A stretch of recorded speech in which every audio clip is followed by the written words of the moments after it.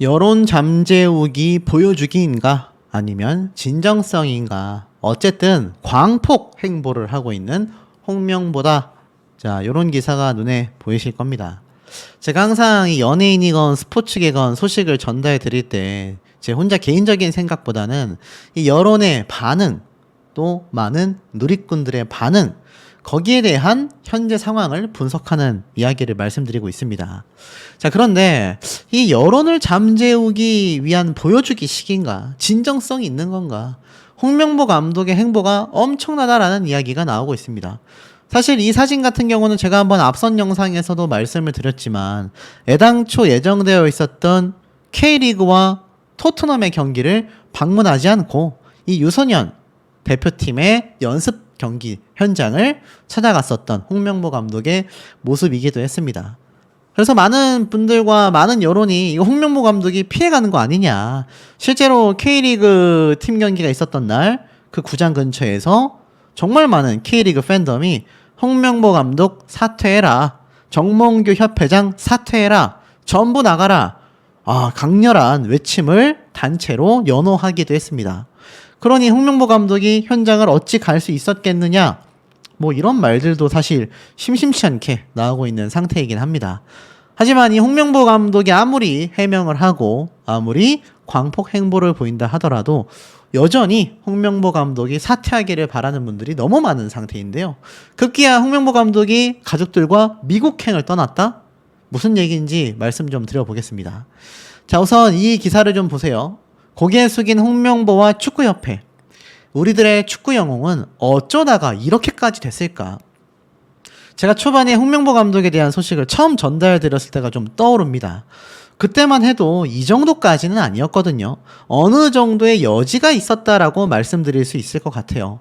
하지만 홍명보 감독이 선임되고 나서 문제가 커졌을 때 빠르게 사죄와 사과를 하고 사퇴를 하거나 다른 감독에게 위임을 하거나 뭔가 좀 국민 여론에 따르는 결과를 보여줬다라고 한다면 사실 이 정도 사태까지 오기는 쉽지 않았을 거라고 생각이 됩니다. 자, 하지만 결론은 어떻게 됐습니까? 지금 너무나 심각하게 사태가 흘러가고 있죠. 결국엔 어떻습니까? 지금 이 홍명보 감독의 이번 감독 선임, 아시안컵 실패와 탁구 게이트 때부터 이 축구협회의 무능함, 축구협회에 대한 비판이 점차 폭발적으로 늘어나기 시작했고, 결국 정몽규 협회장의 이 사퇴를 촉구하는 목소리는 절정에 달했었습니다. 그러다가 살짝 손흥민 선수와 이강인 선수의 화해가 그 사태를 진정시키는가 했는데 다시 원점으로 돌아오게 됐죠. 바로 이번 국가대표팀 감독 선임 타임라인을 보면 2월 16일 날 클린스만이 경질되고 2월 21일 날 감독 선발 기준이 논의가 됐고 4월 30일 날 많은 후보자와의 협상과 결렬이 있었고 6월 21일 날 외국인 감독 2명과 국내 감독 1명이 전력강화위원회 내에서 선정이 됐고 6월 28일에서 30일 날 위원장이 사퇴를 하며 기술총괄이사가 권한을 승계받더니 7월 2일에서 4일 사이 외국인 감독 후보자 2명까지 면담을 했음에도 갑자기 다음날 5일 날 홍명보 감독을 2시간 면담을 하더니 결국 홍명보 감독이 외국인 감독 2명을 밀어내면서 선임이 됐습니다. 사실 굉장히 많은 분들이 의아함을 여전히 갖고 있는 부분이지만 여전히 협회 측에서는 투명했다, 문제가 없었다라고 했습니다. 하지만 이 모든 감당을 지금 누가 하고 있습니까? 협회에 투명하지 못했던 선임 과정에 대한 사죄를 선임이 된 홍명보 감독 혼자서 모든 것을 치르고 있다라는 우려의 목소리도 나오고 있습니다. 저 개인적인 생각을 조금 담아본다면 솔직히 홍명보 감독 혼자서 이 모든 걸 감당해야 하는 이유가 있을까? 탁구 게이트 때도 이강인 선수에게만 많은 비판이 쏟아졌는데 물론 큰 잘못을 했지만 그럼에도 불구하고 협회 측에서 선수 보호, 감독 보호를 위한 그 어떤 것도 진행되지 않았다라는 것이 좀 팩트가 아닌가 싶습니다. 결국 홍명보 감독은 스스로 여러 번의 기자회견을 펼쳤지만 결국 축구협회는 감사까지 진행이 됐죠. 공정성에 대한 논란이 컸기 때문입니다. 그리고 나서 결국 홍명보 감독의 이번 선임에 대한 두 번째 쟁점은 축구협회가 정부 지원을 받지 않느냐라는 거예요. 결국 혜택에 따른 의무까지 발생하게 됩니다. 아시다시피 스포츠 관련 이 정부 보조금이 무려 110억 원이 되고요. 2023년 기준으로는 약 215억 원. 그리고 2023년 기준으로 정부에서 축구협회로 전해진 돈은 약 325억 원 정도 됩니다. 문체부에 따르면 올해 역시 보조금과 복표 수익을 합쳐 약 356억 원. 와, 진짜 엄청난 금액입니다. 엄청난 금액이 전달될 예정이다라는 이야기가 이미 빗발치고 있는 현재의 상태입니다. 명목이 무엇이 됐든 정부가 축구협회를 재정 지원하는 것은 맞지 않느냐라고 다시 물어본 질문에 축구협회 관계자는 보기에 따라 다르다. 돈의 성격을 우리가 규정할 순 없다. 그건 주는 사람들한테 물어봐라. 이렇게 이야기를 했습니다. 결론은 어떻습니까? 축구협회는 한국 정부가 마련한 공적 자금을 지원받고 있습니다. 복표 수익의 경우 축구협회는 기여분의 수십 배를 더 받아내고 있습니다. 그럼에도 정당한 비판은 싫고 감사도 싫다면 축구협회의 운영 지원 그리고 각종 공적 자금 300억 원을 포기하면 됩니다. 해당 업무를 반드시 축구협회가 해야 하는 건 아니기 때문인데요. 감사를 진행하고 있는 문체부 관계자는 대한축구협회 지원 예산은 보조금이다. 보조금법 위반 사항이 있는 경우 보조금을 환수하고 제재 부과 등 조치를 취할 것이다. 라고 이야기를 하고 있습니다. 그리고 앞에 말씀드렸던 것처럼 이번 토트넘과 팀 K리그 경기에 모인 축구팬들은 정몽규 나가, 홍명보 나가를 외쳤다라는 겁니다. 축구협회가 더 이상 이제는 외면할 수가 없는 상태가 되었고 이 상태로 흘러가다간 국가에서 지원하는 300억 원이 넘는 엄청난 지원금이 날아가게 생겼습니다. 자, 그럼에도 불구하고 여러 비판은 쏟아집니다. 이러니 못 이긴다. 한국 양궁팀이 막힌 세계 최강 비법에 대한 칼럼에 왜 한국축구협회와 홍명보 감독에 대한 이야기가 나왔을까요? 양궁협회는요, 감정이 기복이 없는 철저한 훈련을 통해 선수들의 실력과 상황 대처 능력을 향상시키고 있습니다. 그러니 오직 실력으로만 뽑고 있는 양궁 대표팀 선발전은요, 본선보다 더 어렵다라는 평판이 자자합니다. 하지만 축구협회는 홍명보 감독 선임의 논란이 끊이질 않고 있죠. 그러다 보니 많은 누리꾼들은요, 정몽규 회장 보고 있나, 축구협회는 양궁협회를 본받아라, 이런 비판 여론까지 굉장히 맹렬하게 쏟아질 수밖에 없는 겁니다. 자, 이 와중에 홍명보 감독은요, 한국 축구 기술 철학 워크숍에서 축구 전문가들을 만나기 위한 행보를 걷게 되었다. 이렇게 이야기를 하고 있습니다. 바로 오는 6일 서울 종로구 축구회관에서 이 워크숍이 진행이 된다고 해요. 이 워크숍에서는요, 결국 축구 전문가들을 만나 홍명보 감독이 유소년 축구와 국가대표팀의 축구 발전에 무언가 도움이 되지 않을까라는 그런 취지에서 이런 미팅도 진행이 된다고 합니다. 사실상 앞에 말씀드렸던 광폭 행보, 굉장히 바쁜 행보를 보여주고 있습니다. 홍명보 감독 스스로는요, 이번의 결과로서 무언가를 입증해내지 못하면 브라질 월드컵 때의 악몽이 재현되는 수준이 아니라 영구적으로 축구계에서 아주 지하 밑으로 가라앉을 가능성이 높다라고 판단했을 겁니다. 급기야 홍명보 감독은 토트넘과 민헨전까지 방문을 하면서 손흥민 선수와 김민재 선수를 관찰하고 구단 회장과 인사까지 나누게 됐다라고 합니다. 아시다시피 2일날 서울 월드컵 경기장에서 훈련하고 있는 김민재 선수의 모습. 이 홍명보 감독은요, 이번 친선 경기장이 열리는 서울 월드컵 경기장 3일 오후 8시에 직접 현장을 방문했다고 합니다. 글쎄요, 이 손흥민 선수와 김민재 선수의 현 모습을 또 체크할 겸 방문을 했을 가능성도 높겠습니다만, 앞서 있었던 팀 K리그와 토트넘의 친선 경기 때 모습을 보이지 않았고, 많은 K리그 팬덤이 홍명보 사태를 촉구한 그 기사를 눈으로 보고서 자신의 건재함을 보여주기 위해 등장한 게 아니냐, 뭐 이런 말도 나오고 있습니다. 만약 요번에 결과로서 입증하기 위해서 이렇게 손흥민 선수, 김민재 선수를 만나 이 친선 경기에서 모습을 드러낸 홍명보 감독이기도 한데, 만에 하나라도 이번 월드컵도 결과가 그야말로 폭망이 된다고 한다면 미국행을 여행 삼아 떠나는 것이 아니라 이 대한민국에서 정말 홍명보 감독이 축구와 관련된 일을 하기에는 굉장히 어려워질 것으로 생각이 됩니다. 불투명한 현재의 모습으로 지금 홍명보 감독이 안 그래도 감독의 선임이 되었던 이 상황 속에서 결국은 어떻습니까? 이제는 홍명보 감독에 대한 많은 사태가 촉구되고 있는 가운데 결과로서도 무언가를 내지 못한다면 제가 볼 때는 감당하기 힘든 그런 현실을 마주할 수밖에 없지 않을까라는 생각이 듭니다. 협회장이 홍명보 감독에게 협회장 자리를 제안했다. 이렇게 얘기를 했죠. 경륜이 부족하고 지도자로 명예회복을 하고 싶다라면 오히려 홍명보 감독이 거절했다라고 되어져 있습니다. 안 그래도 지금 감독 선임과 관련하여 프리패스 특혜 논란이 계속되고 있는 가운데 축구협회장 자리까지 제안한 사실이 알려지면서 사실 국민적 여론은 더욱더 들끓을 수밖에 없었지 않나라는 생각이 듭니다. 자, 이 과정에 이 관련 커뮤니티에서는요, 온라인에서는요, 도대체 무슨 명분으로 회장직에 추천을 받았고 축구협회는 친목회 수준이 아니냐. 회장직도 이렇게 무슨 기업에서 회장직을 물려지는 것처럼 내려받을 수 있는 거냐. 인맥축구의 자랑질이냐. 큰 비판이 쏟아졌습니다. 그리고 지금 같은 시기에 정몽규 회장의 자서전이 왜 드러나게 됐는지도 참 이해가 되지 않다라는 거죠. 결국에는 이 협회장과 홍명보 감독의 이 절친한 사이, 관계성, 거기에 뭐 고려대학교 카르텔에 또 뭐 하나회에 대한 이야기까지 정말 다양한 얘기들이 빗발쳤다라는 걸 아마 축구에 관심 있으신 분들은 다 잘 알고 계실 거라 생각이 됩니다.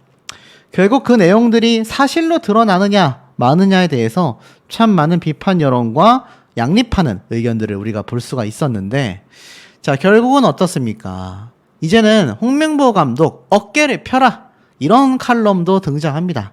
슬슬 이제 홍명보 감독에 대한 응원 여론이 돌아오고 있음을 좀 알 수 있는 대목이라고 보여집니다.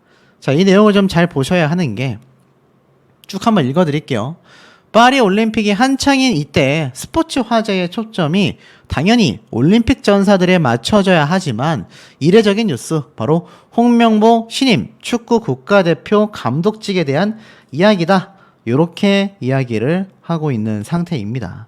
자, 그러면서 결국 코치를 물색하고 귀국하면서 기자회견이 큰 관심을 받게 됐는데, 결국에는 어떻습니까? 유튜브를 비롯하여 온라인상에서 홍 감독에 대한 비판의 수위가 높았다라고 설명을 하고 있습니다. 이유는 크게 두 가지라고 정리를 하고 있어요. 이 국대감독 선정 과정에서 축구협회가 공식 시스템을 가동하지 않았고 몇몇 인물이 결정했다라는 과정의 문제, 또 다른 하나는 배신자론, 바로 그를 지지했던 울산 팬들이 돌아선 것은 너무 놀라웠고, 특히나 홍 감독이 국가대표 감독직으로 절대 가지 않겠다라는 말을 대번에 뒤집으면서 팀을 떠난 데에 거칠게 항의했으며, 대표팀에서 한솥밥을 먹어왔던 박지성, 이영표, 박주호까지 비판에 나섰기 때문입니다.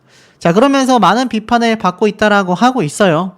개인적 욕심이 아니라 내가 할 수 있는 역할을 다 해보자라는 생각을 했고, 이게 내 진짜 동기였다라고 수락 이유를 설명했는데, 글쎄요, 이게 설득력이 너무나 부족했던 거죠. 그런데 이 칼럼에서 이러한 말을 합니다. 축구 담당은 경험하지 못했지만 1994년 USA 월드컵 축구대회를 취재할 수 있는 행운이 있었다고 해요. 그러면서 그때 만나 식사를 하며 오랜 시간 인터뷰를 했던 선수가 바로 홍명보였다라고 합니다. 20대의 홍명보는 축구 선수 같지 않은 학자풍의 느낌이 있었고, 그를 다시 볼 기회는 없었지만 자기 주관이 굉장히 뚜렷했으며 특히나 한국 축구에서 큰 역할을 할 인물로 보였다. 특히 축구 담당 기자들의 평이 매우 좋았다라고 설명합니다. 많은 축구 팬들이 기억하고 인정하는 부분이죠. 홍명보 감독이 선수 시절에 문제가 얼마나 컸겠습니까? 이 2002년도 월드컵을 빛냈던 최고의 영웅 중에 한 명인데 말입니다. 하지만 최근 아시안컵 대회 4강 탈락과 2024 파리 올림픽 출전 실패가 사실 한국 축구의 위기 상황을 말해준다라면서 자신을 비롯한 축구 팬들이 화가 나 있지만 이번 기자회견을 통해 어느 정도 정리가 된 느낌이라고 합니다. 맞습니까, 여러분? 제가 한번 되묻고 싶습니다. 어느 정도 정리가 좀 됐을까요? 이제부터는 지켜보는 시간이라고 설명합니다. 홍명보에게 어깨를 펴라고 말해주고 싶다라고 이야기를 합니다. 자, 하지만 이와 정반대된 칼럼도 존재합니다. 홍명보와 그리고 한동훈에 대한 이야기를 쭉 늘어놓은 칼럼 되겠습니다. 동국대 정치학 교수님이 적은 글인데 뭐 좀 줄여서 말씀드려보면 좋은 성적을 내면 홍명보 논란은 사라질 것이라는 생각이었다고 해요. 용서받는 방법이 대표팀의 성장과 발전을 이루는 것뿐이다라고 말했다고 합니다. 자, 하지만 그는 우리가 본 감독 중 최악이다라는 소리를 들으며 피노키홍으로 전락했다고 합니다. 홍명보의 부정철발이라고 비판받고 있으며 면접 없는 부탁으로 선임이 되었고 미리 써놓은 각본에 따른 이런 의혹이 이어지고 있다고 합니다. 여기에 대한 폭로가 끊임없이 쏟아졌으며 감독 사퇴가 유일한 대안이다. 홍명보의 기자회견 이후에도 끊임없이 쏟아지고 있다. 오해일 뿐 특혜는 없었다. 라는 협회의 입장이지만 홍명보의 논란은 스스로 자초한 결과라고 비판받고 있습니다. 자, 결국 어떻습니까? 이번 사태에 대해서 여전히 홍명보 감독에 대한 논란은요. 축구협회 리더십의 실패라고 꼬집고 있습니다.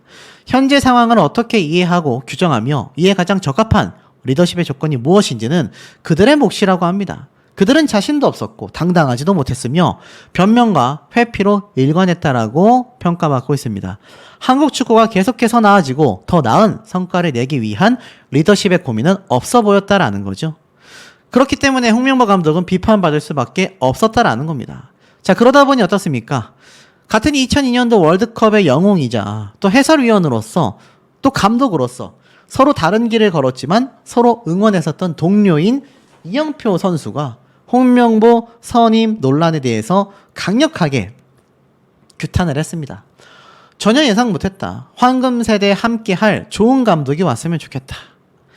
특히 25일날 방송된 SBS 예능방송에서 이영표 선수가 한 번 더 입을 열었습니다. 특히 히딩크 감독 역시 뭐 협회에 압박이 있었다라고 했는데 이영표 선수는 이 당시 때 이번 논란에 대해 전혀 예상할 수가 없었다. 다만 지금 2002년도 월드컵 이후 황금세대라는 평가를 받고 있고 이런 좋은 선수들과 함께할 수 있는 좋은 감독님이 오셨으면 좋겠다라는 기대가 존재한다라고 이야기를 했습니다. 그리고 특히 감독의 역할에 대해서 꼬집었는데요. 선수 반, 감독 반이라고 생각한다. 경기장에 벤치에 감독이 누가 앉아 있느냐에 따라 경기의 결과가 달라진다고 할 수 있다. 그 정도로 감독의 역할이 매우 중요하다라고 생각한다. 라고 이야기를 또 강조해서 설명했을 정도입니다. 자, 어디 그뿐이겠습니까? 이번 논란에 대해 행정적으로도 문제가 있고 다시는 대한축구협회를 믿어보자라는 이야기를 하지 않을 것이다. 실수가 반복되면 그건 실수가 아니라 실력일 수 있다. 어떤 전체적인 변화가 필요하겠구나라고 이야기를 했습니다.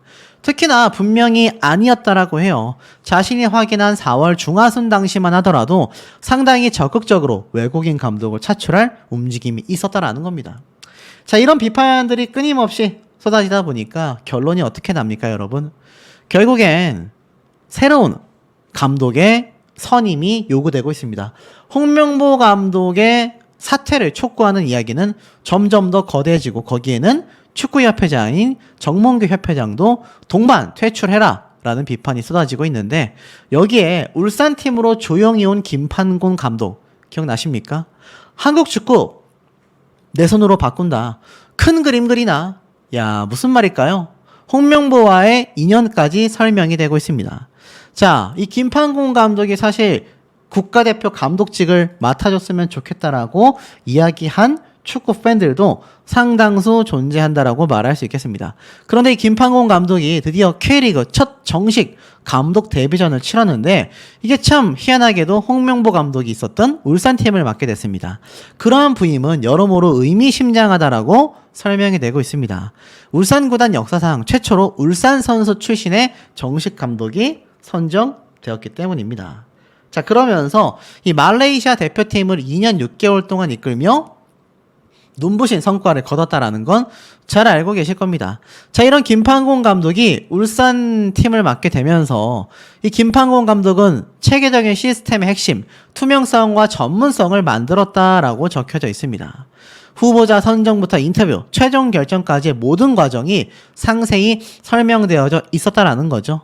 팬들은 김판곤의 능력을 높게 평가합니다. 첫 번째로 그의 안목, 두 번째로는 소통 능력, 세 번째로는 비전이라고 이야기를 하고 있습니다.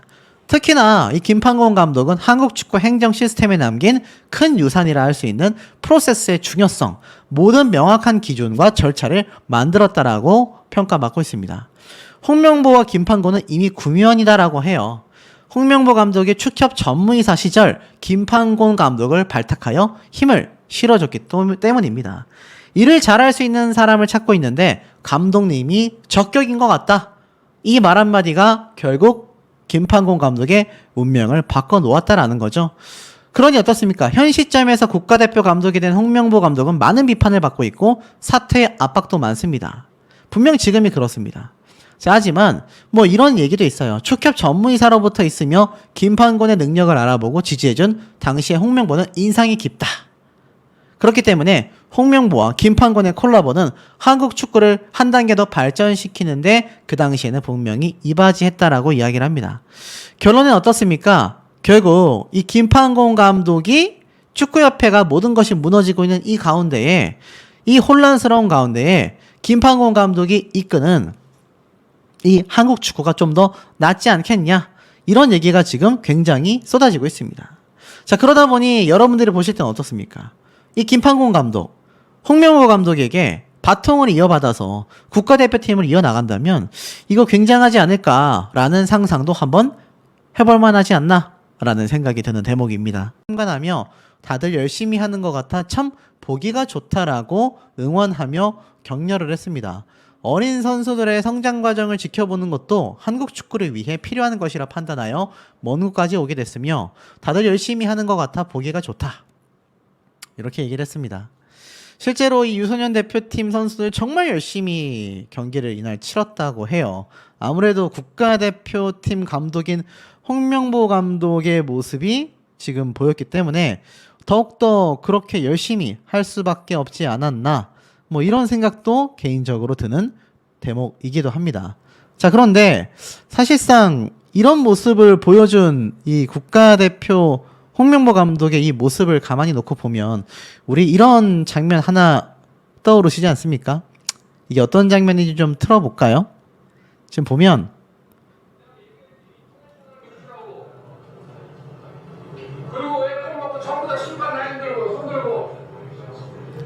자, 이때가 무엇입니까? 홍명보 감독이 울산 감독으로 있을 당시에 굉장한 분개함을 쏟아내던 모습으로 아주 유명한 영상 되겠습니다. 기억나실 거예요. 이러고 어떻게 됐죠? 자, 유명한 장면입니다. 홍명보 감독이 정말 의자에다가 냅다 슈팅을 날려버리는, 이게 팀이야! 라고 외치면서 냅다 킥을 날려버렸죠. 네, 바로 이 장면 되겠습니다. 사실 이게 굉장히 유명한 장면이기는 한데 뭐 이미 익히 알고 계실 거라고 개인적으로도 생각을 합니다만, 글쎄요, 홍명보 감독의 이런 모습을 잘 알고 있는 역시 유소년 대표팀 또 국가대표팀 선수들은요, 오죽했으면 홍명보 감독이 국가대표팀 감독직에 선임이 됐다라고 했을 때 군대와 같은 그런 위계질서가 또 태어나지 않을까, 굉장히 염려하고 우려하고 걱정하는 국가대표팀 선수들 사이에서 나는 좀 원치 않는다라는 비판 여론이 일었다라고 하니 이게 어느 정도의 사태일지는 아마 많은 분들이 예상이 되실 거라고 생각이 듭니다. 근데 여기에다가 냅다 기름을 들이부은 것이 바로 축구협회장의 정몽규 협회장의 자서전이죠. 협회장은 국민의 욕바지에 불과하다. 자, 국내 축구팬 반응이 어땠을까요? 왜 이런 말을 자서전에서 정몽규 협회장은 쏟아냈을까요? 최근에 기억나십니까? 홍명보 감독에게 협회장직을 제안했다라는 말을 이 자서전에 실게 되면서 정말 많은 비판 여론을 끌어냈고, 나아가서는 홍명보 감독이 취임사 기자회견을 할 때 여기에 대한 질문을 직접적으로 받게 되기도 했습니다. 반응이 어떻겠습니까? 이제는 웃음도 안 나온다. 정몽규 회장이 본인 스스로를 칭찬하자 누리꾼은 크게 분개해 할 수밖에 없었다. 제가 분개하다라고 좀 약소하게 표현해서 그렇지 아시는 분들은 다 아실 겁니다. 지금 이 협회장에 대한 비판 여론이 얼마나 강렬한지 뭐 역대급이다 이런 평가를 지금 받고 있는 현재의 상황이기도 합니다. 자, 이런 협회장의 반응에 대해서 국민들 뭐라고 했겠습니까? 어이가 없죠? 본인 스스로를 칭찬하다니 무슨 말일까요? 나는 10점 만점에 8점이다. 예전 샤이니라는 그룹의 노래였나요? 아니었나요? 10점 만점에 10점 이런 노래 있었던 것 같은데 참 황당합니다. 자화자찬. 이 유튜버들 중에서도 그런 인간이 있습니다. 스스로가 공명정대하고 결백하고 깨끗하고 뭐 굉장한 정의감에 사로잡힌 척하는 오로지 유튜브 조회수와 돈만 보고 달리는 것을 뻔히 알고 있건만 근데 이 협회장의 모습을 보면 어떻습니까?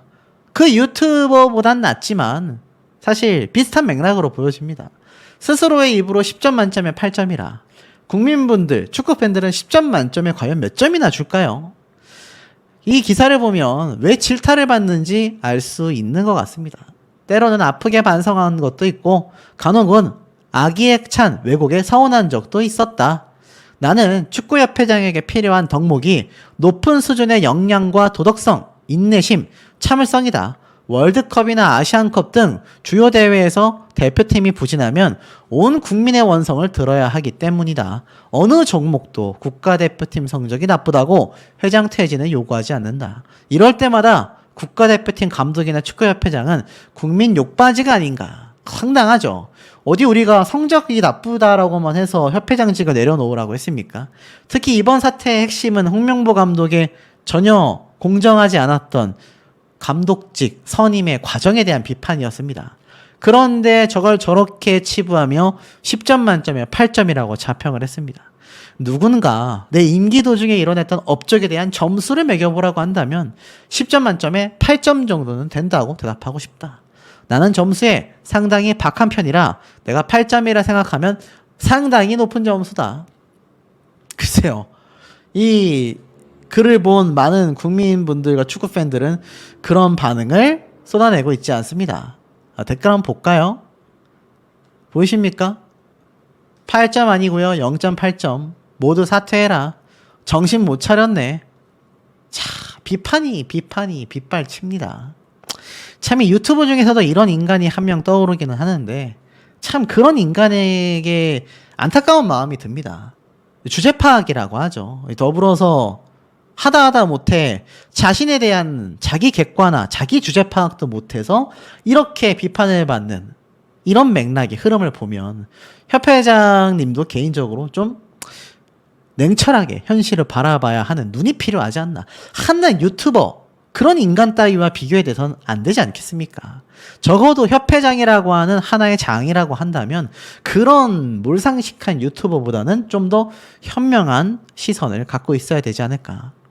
결국엔 어떻습니까? 클린스만 감독도 입을 다물질 않습니다. 나는 잘했는데 손흥민, 이강인이 다퉈서 기강이 깨졌다. 클린스만 감독과 협회장과 제가 말했던 그 한낱 유튜버라는 인간과의 공통점은요. 자기 입으로 자화자찬을 한다라는 겁니다. 근데 이 시청자들도 알고 있고요. 국민들도 알고 있고요. 축구팬들도 알고 있습니다. 본인만 자신의 객관화를 할 줄 모르는 거죠. 얼마나 속으로 비웃고 황당해 하겠습니까? 자신이 잘한 줄 알고 이렇게 환하게 웃으며 스스로 자화자찬하는 이 모습들, 이런 종류의 사람들은요. 나르시즘이라고 하죠. 나르시스트라고도 합니다. 평생 옆에서 얘기를 해줘도 알아듣지 못한다고 해요. 클린스만 감독도 마찬가지였던 걸까요? 결국엔 어떻습니까? 제가 앞에 말씀드렸던 온 축구 팬들의 분개함이 터져 나갔습니다.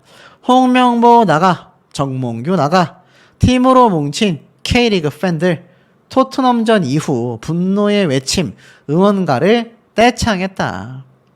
보이세요? 정말 많은 요번 K리그와 토트넘의 경기 있었던 거 기억나십니까? 물론 굉장한 난타전이 있었습니다. 이 팀 K리그 선수들이 굉장히 열심히 활동을 했어요. 자, 하지만 결론은 어떻습니까? 토트넘의 벽을 이길 수는 없었어요.